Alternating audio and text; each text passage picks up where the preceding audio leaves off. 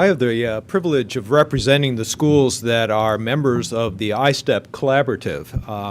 The iStep Collaborative emerged out of what I thought was a very foresighted initiative on the part of the AMA about 4 years ago, when they devoted a not insubstantial amount of money to an RFP that sought medical schools to join together in a collaborative to pursue innovation and research in medical education.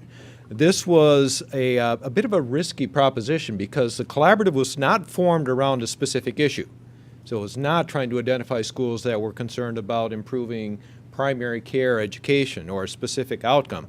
It was simply a coalition of the willing of schools that wanted to work together and saw the benefits of working together to try to improve medical education.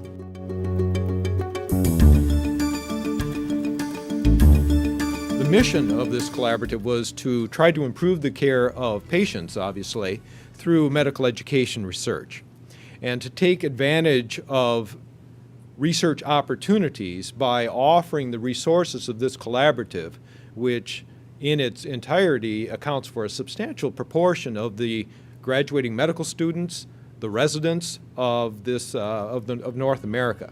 So a substantial force that is available to take advantage of funding opportunities. The iStep collaboration consists of 27 schools in 16 locations. There are several regional collaborations of schools that participate. Texas, for example, it's not just one school, it's 5. But as you can see, it's a nice geographic distribution. It's a range of private to public medical schools, large to small, a nice spectrum of the schools in the United States that are working together to try to pursue some of these opportunities.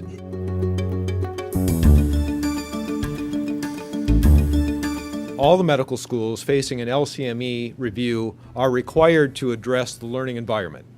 And for most of us, we have data related to the learning environment, but the learning environment to me is one of those peculiarities of the medical school that is hard to describe in isolation.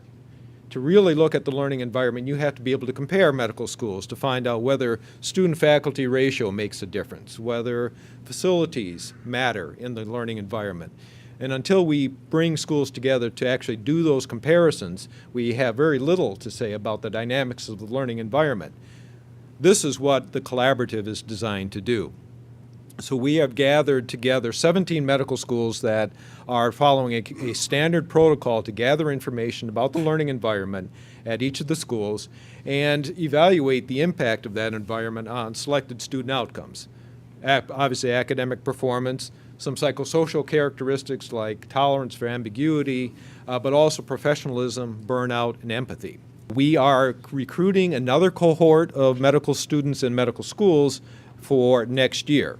So if you are interested in being part of this, in examining the learning environment as part of this collaborative, we would love to have you join, whether you're part of the iStep collaborative or not. So whether you're part of these 27 schools, doesn't matter. We're interested in trying to expand this.